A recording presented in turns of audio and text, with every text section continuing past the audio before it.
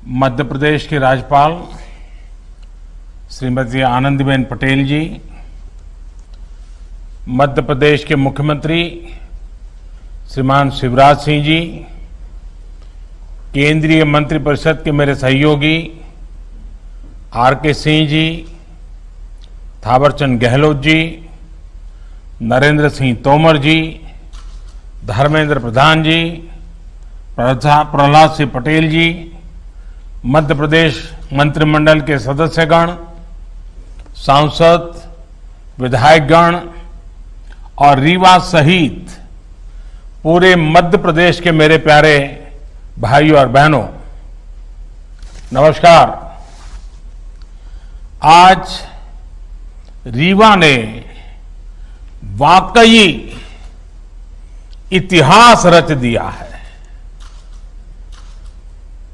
रीवा की पहचान मां नर्मदा के नाम से और सफेद बाग से रही है। अब इसमें एशिया के सबसे बड़े सोलर पावर प्रोजेक्ट का नाम भी जुड़ गया है। इसका आसमान से लिया गया वीडियो जब हम देखते हैं तो लगता है कि खेतों में हजारों सोलर पैनल जैसे फसल बनके लहलहा रही है, या ऐसा भी लगता है कि किसी गहरे समुद्र के ऊपर से गुजर रहे हैं जिसका पानी बहुत नीला है। और इसके लिए मैं रीवा के लोगों को, मध्य प्रदेश के लोगों को बहुत बहुत बधाई देता हूं, शुभकामनाएं देता हूं।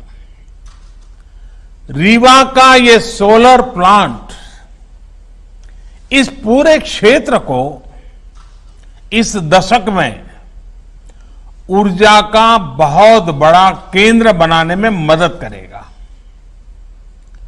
इस सोलर प्लांट से मध्य प्रदेश के लोगों को, यहां के उद्योगों को तो बिजली मिलेगी ही, दिल्ली में जैसा अभी शिवराज जी बता रहे थे, मेट्रो रेल तक को रीवा से लाभ मिलेगा। अब रीवा वाला शान से कह पाएगा कि दिल्ली की मेट्रो हमारा रीवा चलाता है।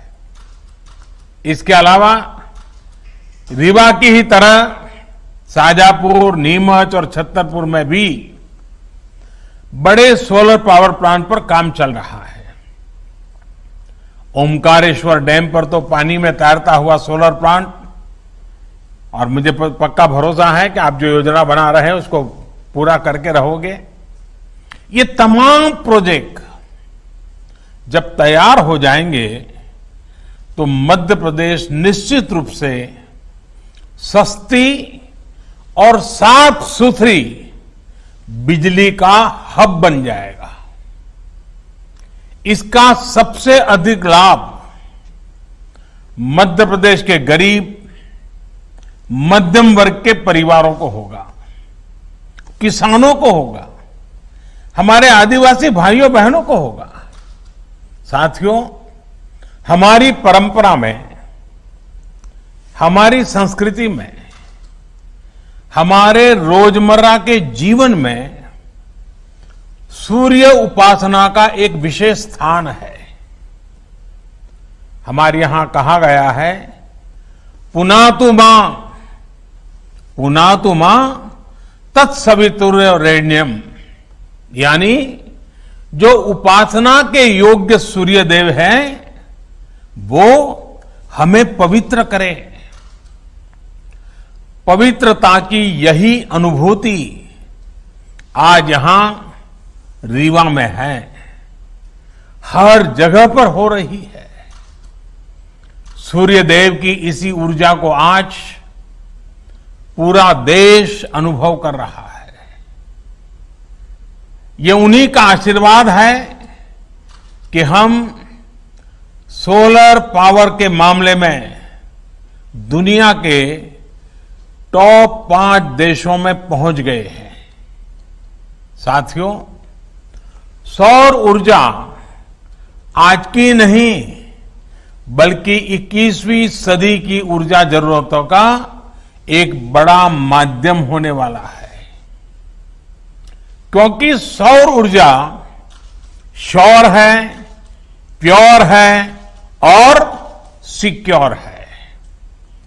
श्योर इसलिए क्योंकि ऊर्जा के बिजली के दूसरे स्रोत खत्म हो सकते हैं, लेकिन सूर्य सदा सर्वदा पूरे विश्व में हमेशा ही चमकता रहेगा। प्योर इसलिए क्योंकि ये पर्यावरण को प्रदूषित करने के बजाय उसको सुरक्षित रखने में मदद करता है। और जैसे श्योर है, प्योर है, सिक्योर इसलिए क्योंकि आत्मनिर्भरता का एक बहुत बड़ा प्रतीक है, बहुत बड़ी प्रेरणा है। ये हमारी ऊर्जा जरूरतों को भी सुरक्षित करता है। जैसे जैसे भारत विकास के नए शिखर की तरफ बढ़ रहा है, हमारी आशाएं, आकांक्षाएं भी बढ़ रही है और वैसे वैसे हमारी ऊर्जा की, बिजली की जरूरतें भी बढ़ रही है। ऐसे में आत्मनिर्भर भारत के लिए बिजली की आत्मनिर्भरता बहुत आवश्यक है। इसमें सौर ऊर्जा एक बहुत बड़ी भूमिका निभाने वाली है और हमारे प्रयास भारत की इसी ताकत को विस्तार देने के हैं। साथियों, जब हम आत्मनिर्भरता की बात करते हैं, प्रगति की बात करते हैं, तो इकोनॉमी उसका एक अहम पक्ष होता है। पूरी दुनिया के नीति निर्माता बरसों से दुविधा में है कि इकोनॉमी की सोचे या एनवायरमेंट की सोचे। इसी ऊहापोह में फैसले कहीं एक पक्ष में लिए जाते हैं और कहीं दूसरे पक्ष में लिए जाते हैं। लेकिन भारत ने ये दिखाया है कि ये दोनों एक दूसरे के विरोधी नहीं है, बल्कि एक दूसरे के सहयोगी हैं। स्वच्छ भारत अभियान हो, हर परिवार को एलपीजी और पीएनजी का साफ सुथरा ईंधन से जोड़ने का अभियान हो, पूरे देश में सीएनजी आधारित वाहन व्यवस्था, इसके लिए बड़ा नेटवर्क बनाने का काम हो, देश में बिजली आधारित परिवहन के लिए नए नए रिसर्च होने वाले हैं, कुछ प्रयास होने वाले हैं। ऐसे अनेक प्रयास देश में सामान्य मानवीय के जीवन को बेहतर और एनवायरमेंट फ्रेंडली बनाने के लिए लगातार किए जा रहे हैं। भारत के लिए इकोनॉमी और एनवायरमेंट दो अलग अलग पक्ष नहीं हैं, बल्कि एक दूसरे के पूरक पक्ष हैं। साथियों, आज आप देखेंगे कि सरकार के जितने भी कार्यक्रम हैं, उनमें पर्यावरण सुरक्षा और ईज ऑफ लिविंग को प्राथमिकता दी जा रही है। हमारे लिए पर्यावरण की सुरक्षा सिर्फ कुछ प्रोजेक्ट्स तक सीमित नहीं है, बल्कि ये वे ऑफ लाइफ है। जब हम रिन्यूएबल एनर्जी के बड़े प्रोजेक्ट लॉन्च कर रहे हैं, तब हम ये भी सुनिश्चित कर रहे हैं कि साफ सुथरी ऊर्जा के प्रति हमारा संकल्प जीवन के हर पहलू में दिखे। हम कोशिश कर रहे हैं कि इसका लाभ देश के हर कोने, समाज के हर वर्ग, हर नागरिक तक पहुंचे। मैं आपको एक छोटा सा उदाहरण देता हूं। साथियों, बीते 6 साल में लगभग 36 करोड़, ये आंकड़ा बहुत बड़ा है, 36 करोड़ एलईडी बल्ब्स पूरे देश में वितरित किए जा चुके हैं। 1 करोड़ से ज्यादा एलईडी बल्ब देश भर में स्ट्रीट लाइट्स में लगाए गए हैं। और सुनने में तो ये बहुत सामान्य बात लगती है। ऐसा इसलिए लगता है क्योंकि सामान्य तौर पर जब कोई सुविधा हमको मिलती है, हम उसके आदी हो जाते हैं, तो उसके इम्पैक्ट की या उसके होने या न होने की हमें कुछ महसूस ही नहीं होता। हम ज्यादा चर्चा भी नहीं करते। इस प्रकार की चर्चा तभी होती है जब वो चीज हमारे पास नहीं होती है। साथियों, ये छोटा सा दुधिया एलईडी बल्ब जब नहीं था तो इसकी जरूरत अनुभव होती थी, लेकिन उस समय कीमत पहुंच से बाहर थी, बिकता भी नहीं था, लोग खरीदते भी नहीं थे, बनाने वाले भी आगे नहीं आते थे। तो 6 साल में क्या हुआ? कौन सा बदलाव आया? एलईडी बल्ब की कीमत उस समय जो थी उससे आज 10 गुना घट गई है। यानी अगर उस समय 400 रुपया थी तो आज 40 रुपया हो गई। अगर 300 थी तो 30 रुपया हो गई। अनेक कंपनियों के बल्ब, इसके बीच में मैन्युफैक्चरर्स में स्पर्धा हो गई, बल्ब बाजार में आ गए, दाम घटते गए। और जो काम पहले 100-200 वाट के बल्ब करते थे, वो अब 9 या 10 वाट के बल्ब करने लगे हैं। उतना ही उजाला दे रहे हैं। घरों और गलियों में एलईडी लगाने भर से ही हर साल करीब 600 अरब यूनिट बिजली, 600 अरब यूनिट बिजली, इसकी खपत कम हो रही है, बिजली की बचत हो रही है और लोगों को रोशनी भी अच्छी मिल रही है। इतना ही नहीं, हर साल लगभग 24,000 करोड़ रुपए की बचत हमारे देश के, खास करके मध्यम वर्ग के परिवार के जेब में बचते हैं।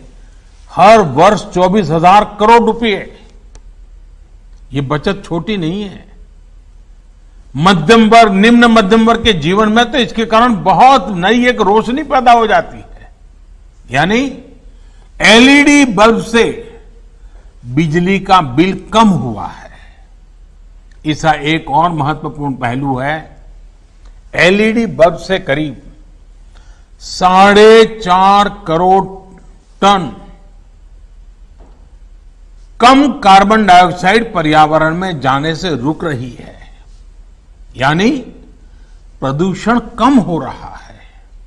साथियों, बिजली हर किसी तक पहुंचे, पर्याप्त बिजली पहुंचे, हमारा वातावरण, हमारी हवा, हमारा पानी भी शुद्ध बना रहे, इसी सोच के साथ हम निरंतर काम कर रहे हैं। यही सोच सौर ऊर्जा को लेकर हमारी नीति और रणनीति में भी स्पष्ट झलकती है। आप सोचिए, साल 2014 में सोलर पावर की कीमत 7-8 रुपये प्रति यूनिट हुआ करती थी और जैसे शिवराज जी ने बताया उसके पहले तो और ज्यादा थी। आज यही कीमत 2.25 से 2.5 रुपये तक पहुंच चुकी है। इसका बहुत बड़ा लाभ उद्योगों को मिल रहा है, रोजगार निर्माण में मिल रहा है, देशवासियों को मिल रहा है। देश ही नहीं, पूरी दुनिया में इसकी चर्चा है कि भारत में सोलर पावर इतनी सस्ती कैसे है।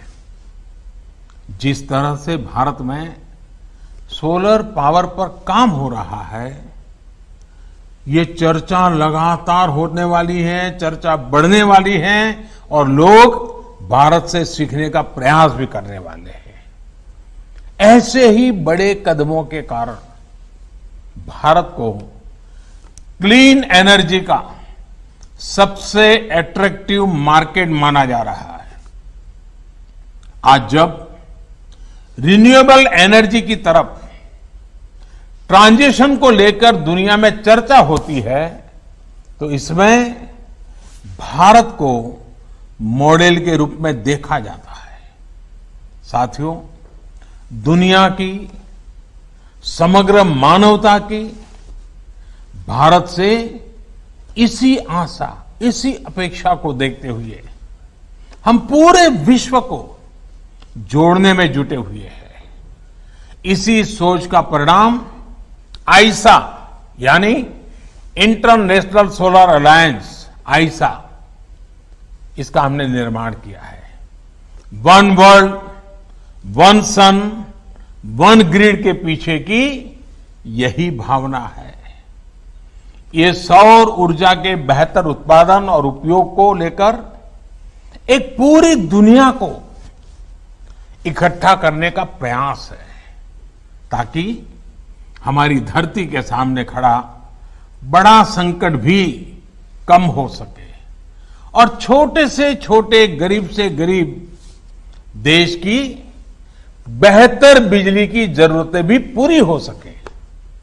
साथियों, एक प्रकार से सौर ऊर्जा ने आम ग्राहकों को उत्पादक भी बना दिया है।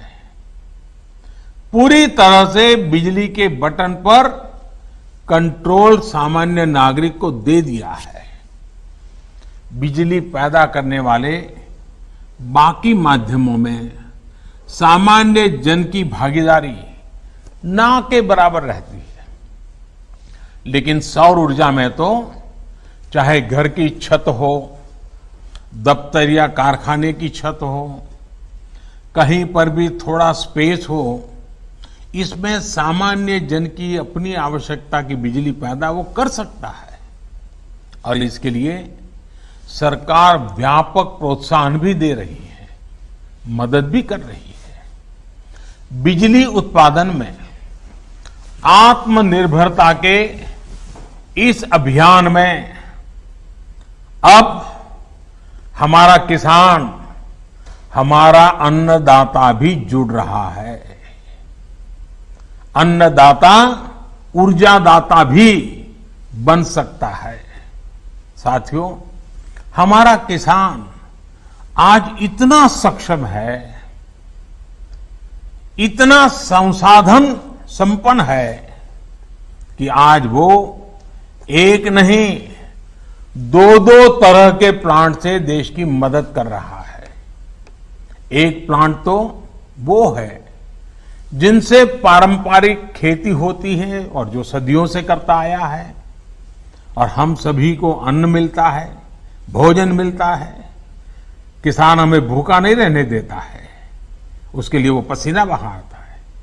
लेकिन अब दूसरे तरह के भी प्लांट भी हमारे किसान के लिए अवसर बनाकर के उसके खेत में दस्तक दे रहा है और जिससे खेत की आवश्यकता, घरों की आवश्यकता, वहां तक बिजली पहुंच भी सकती है। जो पहला प्लांट है, जो पारंपरिक खेती है, वो हमारा किसान ऐसी जमीन पर लगाता है जो उपजाऊ होती है। लेकिन ये जो दूसरा सोलर एनर्जी प्लांट है, ये ऐसी जमीन पर भी लगेगा जो जमीन उपजाऊ नहीं है, पानी नहीं है, फसल के लिहाज से वो जमीन अच्छी नहीं है। यानी कि किसान की वो जमीन जहां फसल उगाने में बहुत खर्चा हो जाता है और कोई गारंटी नहीं होती है, अगर बारिश थोड़ी ऊपर नीचे हो जाए तो सब बर्बाद हो जाता है, उस जमीन का उपयोग भी होगा, उससे भी किसान की आमदनी बढ़ सकती है। कुसुम योजना के माध्यम से आज किसानों को अतिरिक्त जमीन पर ऐसे सोलर प्लांट लगाने में मदद करने की योजना काम कर रही है। खेतों में ही जो सोलर बिजली पैदा होगी, इससे हमारे किसान अपनी जरूरतें भी पूरी कर पाएंगे और अतिरिक्त बिजली को बेच भी सकेंगे। मुझे पूरा विश्वास है कि मध्य प्रदेश के किसान साथी भी अतिरिक्त आय के इस साधन को अपनाने और भारत को पावर एक्सपोर्टर, ऊर्जा निर्यातक बनाने के इस व्यापक अभियान को जरूर सफल बनाएंगे। ये विश्वास इसलिए अधिक है क्योंकि मध्य प्रदेश के किसानों ने संकल्प को सिद्धि में बदल करके दिखाया है। आपने जो काम किया है वो हर किसी के लिए प्रेरणा का कारण बना हुआ है। जिस प्रकार आपने गेहूं उत्पादन के मामले रिकॉर्ड बनाया, दूसरों को पीछे छोड़ दिया, वो प्रशंसनीय है। कोरोना के इस मुश्किल समय में किसानों ने जो रिकॉर्ड तोड़ उत्पादन किया, मध्य प्रदेश की सरकार ने रिकॉर्ड तोड़ खरीद की, उसके लिए भी आप प्रशंसा के पात्र हैं। और इसलिए बिजली उत्पादन के मामले में भी मध्य प्रदेश के सामर्थ्य पर मुझे पूरा भरोसा है। उम्मीद है कि एक दिन ये भी खबर आएगी कि कुसुम योजना के तहत मध्य प्रदेश के किसानों ने रिकॉर्ड बिजली उत्पादन की है, बिजली पैदा की है। भाइयों और बहनों, सोलर पावर की ताकत को हम तब तक पूरी तरह से उपयोग नहीं कर पाएंगे जब तक हमारे पास देश में ही बेहतर सोलर पैनल, बेहतर बैटरी, उत्तम क्वालिटी की स्टोरेज, उसकी कैपेसिटी का निर्माण ना हो। अब इसी दिशा में तेजी से काम करना है और हम सब करके रहेंगे। आत्मनिर्भर भारत अभियान के तहत अब देश का लक्ष्य है कि सोलर पैनल सहित तमाम उपकरणों के लिए हम आयात पर अपनी निर्भरता को खत्म करें। लक्ष्य ये है कि अभी जो देश की solar PV module manufacturing capacity है, उसको भी तेजी से बढ़ाया जाए। और इसलिए घरेलू मैन्युफैक्चरिंग को बढ़ावा देने के लिए अनेक जरूरी कदम उठाए जा रहे हैं। अब जैसे कुसुम योजना के तहत लगाए जा रहे पंपों में वो सोलार पंप बनाए जा रहे हैं, घरों में लगने वाले रूफटॉप पैनल में भारत में ही बने सोलार फोटोवोल्टेक सेल्स और मॉड्यूल्स, इसको हमने जरूरी कर दिए गए हैं। इसके अलावा सरकारी विभाग और दूसरी सरकारी संस्थाएं जो भी सोलर सेल या मॉड्यूल खरीदेगी वो मेक इन इंडिया ही हो, ये तय किया गया है। यही नहीं, पावर प्लांट्स लगाने वाली कंपनियां सोलर पीवी मैन्युफैक्चरिंग भी करें, इसके लिए भी प्रोत्साहन दिया जा रहा है। मेरा आज इस सेक्टर से जुड़े उद्यमियों से, युवा साथियों से स्टार्टअप से, एमएसएमई से यही आग्रह है कि आप इस अवसर को जाने मत दीजिए। इस अवसर का फायदा उठाइए। भाइयों और बहनों, आत्मनिर्भरता सही मायने में तभी संभव है जब हमारे भीतर आत्मविश्वास हो। आत्मविश्वास तभी आता है जब पूरा देश, पूरा सिस्टम, हर देशवासी, हम सब मिलकर के आत्मनिर्भरता की दिशा में चल पड़े। कोरोना संकट से पैदा हुई स्थितियों के बीच भारत यही काम कर रहा है। सरकार यही आत्मविश्वास जगाने में जुटी है। समाज के जिस तबके तक अक्सर सरकारें पहुंच नहीं पाती थी, आज उन तक सरकार के संसाधन और संवेदना दोनों पहुंच रही है। अब जैसे प्रधानमंत्री गरीब कल्याण योजना को ही लीजिए। लॉकडाउन के तुरंत बाद पहला कदम यह उठाया गया कि देश के 80 करोड़ से अधिक गरीब साथियों तक मुफ्त खाना पहुंच सके, उनकी जेब में थोड़ा बहुत खर्चे के लिए व्यवस्था रहे। और जब लॉकडाउन उठाया गया तब सरकार को लगा कि आने वाला समय तो बरसात का भी है, त्योहारों का भी है, और हमारे यहां तो दिवाली और छठ पूजा तक अब तो त्योहार ही त्योहार चलते रहते हैं और सभी संप्रदाय, सभी धर्मों के त्योहार रहते हैं। ऐसे में गरीबों को ये मदद मिलती रहनी चाहिए। इसलिए इस योजना को जारी रखा गया। अब गरीब परिवारों को नवंबर तक मुफ्त राशन मिलता रहेगा। इतना ही नहीं, निजी क्षेत्र के लाखों कर्मचारियों के ईपीएफ खाते में भी सरकार पूरा अंशदान दे रही है। इसी तरह पीएम स्वनिधि योजना के माध्यम से उन साथियों की सूद भी ली गई है जिनकी सिस्टम तक सबसे कम पहुंच होती थी। आज इस योजना से रेहड़ी, ठेला लगाने वाले लाखों साथियों को 10,000 रुपये तक के सस्ते ऋण बैंक से मिलने लगे हैं। हमारे लिए सबसे अधिक उपयोगी हमारे ये साथी अपने छोटे से कारोबार को बचा सके, चला सके। हमारे यहां इन सारी चीजों को कभी प्राथमिकता नहीं रहती थी, लेकिन एक संवेदनशील सरकार होने के कारण, देश की भावी पीढ़ी को समर्पित होने के कारण आज हम लगातार कदम उठा रहे हैं। यानी एक तरफ छोटे, लघु, कुटीर उद्योगों और बड़े उद्योगों के बारे में सोचा गया, तो दूसरी तरफ इन छोटे लेकिन उपयोगी कारोबारियों की भी चिंता की गई। साथियों, सरकार हो या समाज, संवेदना और सतर्कता इस मुश्किल चुनौती से निपटने के लिए हमारे सबसे बड़े प्रेरणा स्रोत है। आज जब आप मध्य प्रदेश को, पूरे देश को आगे बढ़ाने के लिए,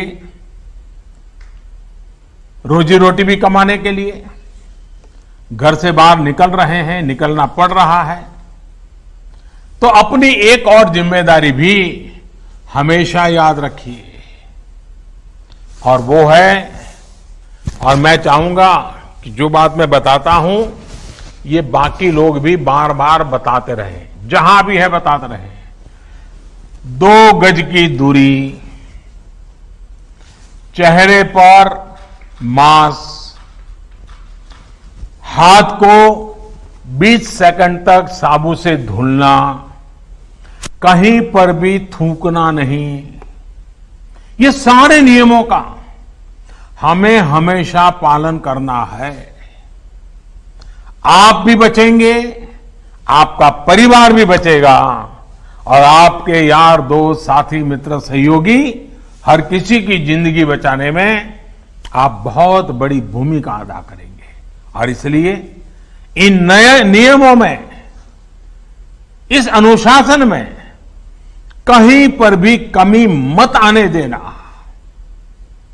आपका जीवन बहुत मूल्यवान है, न सिर्फ आपके परिवार के लिए, देश के लिए भी मूल्यवान है। और इसलिए इन नियमों का हमें पालन करना ही है। मेरे प्यारे साथियों, एक बार फिर आपको, मध्य प्रदेश को इस सोलर पावर प्लांट के लिए बहुत बहुत मैं बधाई देता हूं और ये कहना चाहूंगा कि प्लांट भले रीवा में लगा हो, बिजली चलो दिल्ली के मेट्रो तक पहुंचती होगी, लेकिन इसके कारण पर्यावरण के पक्ष में जो काम हुआ है उसका प्रभाव पूरी मानव जाति पे होने वाला है, पूरे विश्व पर होने वाला है। और इसलिए आपने एक सुरक्षित विश्व के लिए मजबूत नींव आज रीवा में डाली है। ये काम छोटा मत समझता। फिर एक बार मैं आपसे यही कहूंगा, आप सतर्क रहें, सुरक्षित रहें, स्वस्थ रहें। बहुत बहुत आभार।